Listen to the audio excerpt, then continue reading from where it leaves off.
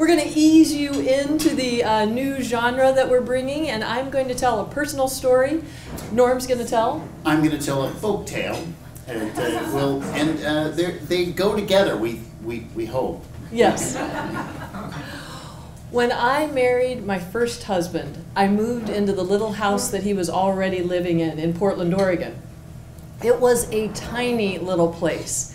He told me that his goal in buying the house was to find a place on a single bus line to his work and small enough that he could vacuum the entire thing from one outlet. I loved the neighborhood, I loved my husband, it was an adventure being married, but I thought the house was pretty cramped. I had grown up in a fairly big house, and I think you always kind of assume you're going to end up in a place that's bigger than your parents had. So I was pretty sure before too much longer I was going to convince my husband to move somewhere that had a lot more space. There was once a poor man who was at the end of his rope. He went down to see his rabbi to see if he could get some solutions. He said, "Rabbi, Rabbi, I live with 5 children, my lovely wife who unfortunately snores, and my in-laws. And our house is tiny and dirty and noisy. I can't get a moment's peace. You gotta help me."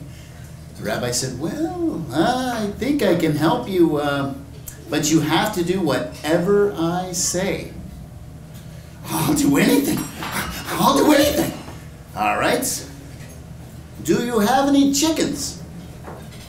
Yes, I have some chickens. They're just outside the kitchen. Sure. All right then. Bring the chickens into the house. I did love the little neighborhood that we were in. It was really eclectic. The house across the street from us used to be a garage, so it was even smaller than our place.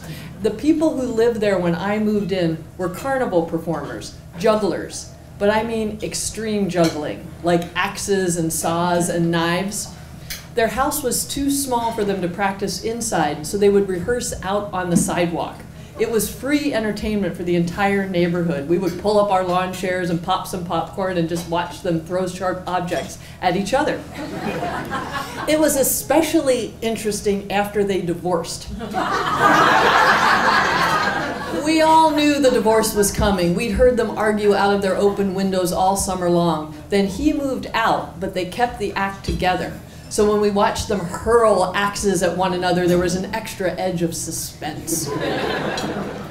Our backyard had a duplex that overlooked into our backyard, and the woman who lived in the second floor of the duplex was often out on her back porch, complaining, usually about one of her many housemates, because she was always trying to make ends meet, so this required a succession of housemates, none of who were very satisfactory.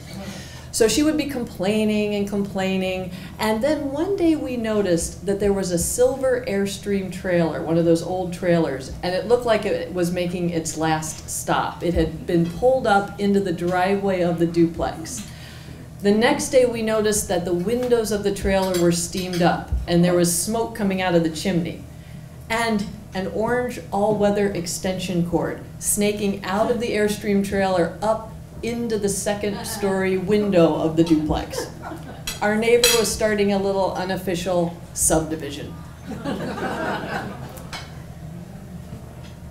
Bring the chickens into the house? What? Well, he skeptically went home and, to his family's horror, brought the chickens into the house. The next morning, he interrupted the rabbi's breakfast. "Rabbi, Rabbi, my life is even worse now. The chickens are pecking and feathers are everywhere. And oh my goodness, it's horrible. You said you'd help me, and all I'm getting is more complaining at home." "I am helping. Do you have a goat?"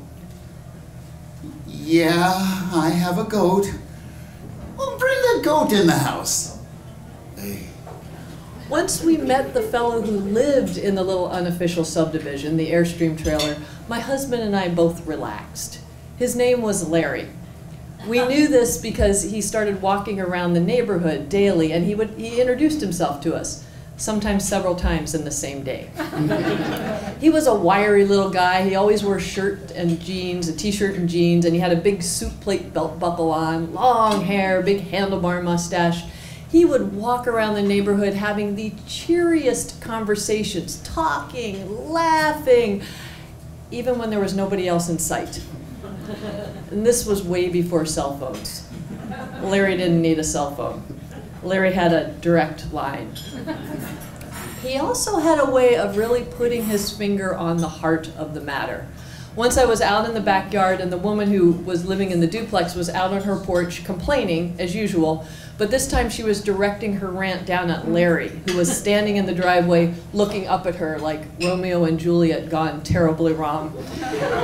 She was complaining that the gas bill had just come and the people weren't pitching in. She could not pay for all the heat in the apartment herself. People had to pony up and do their fair share.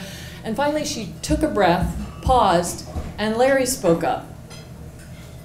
"Well, don't blame me. I live in the driveway." He had a point. Bring the goat into the house. Well, he went home and, well, much to his family's horror, brought the goat into the house. The next day, he was right back at the rabbi's. "Rabbi, it's even worse now. The goat is bleating. Meh, meh. The chickens are clucking all night long and pecking. The goat, it's eating everything in sight. It almost ate my shoe. I don't know what to do. You said you'd help me." "I am helping. So, do you have a cow?" "I have a cow out in the pasture."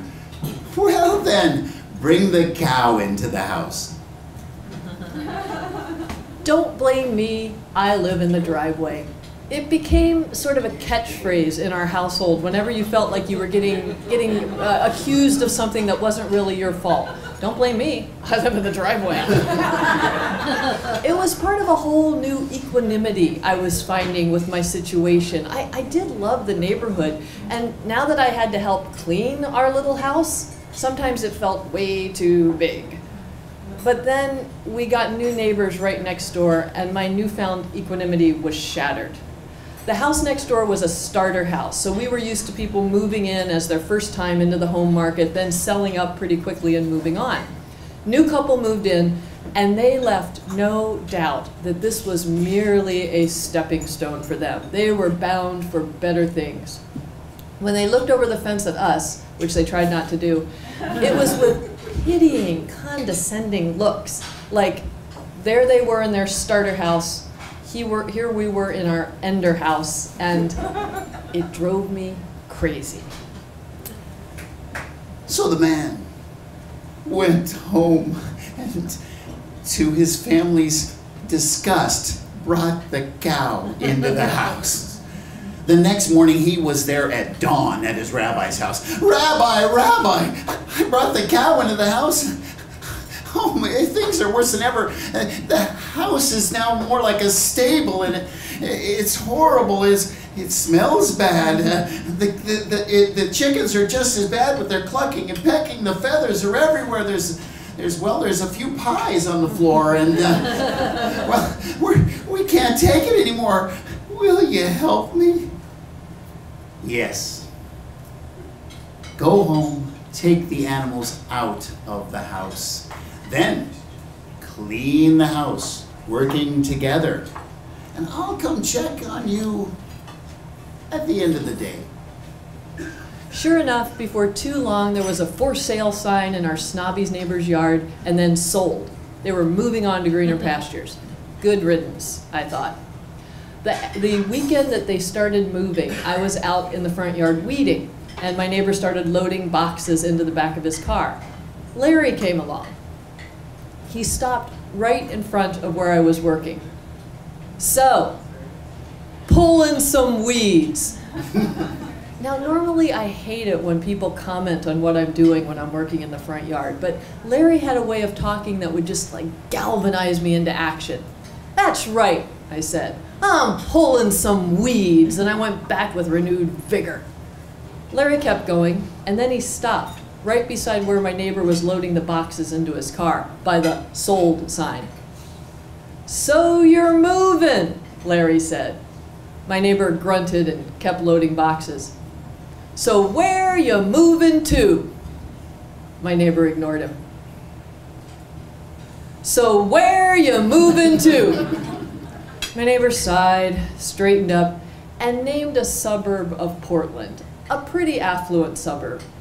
And he said it as if he was saying, "Camelot."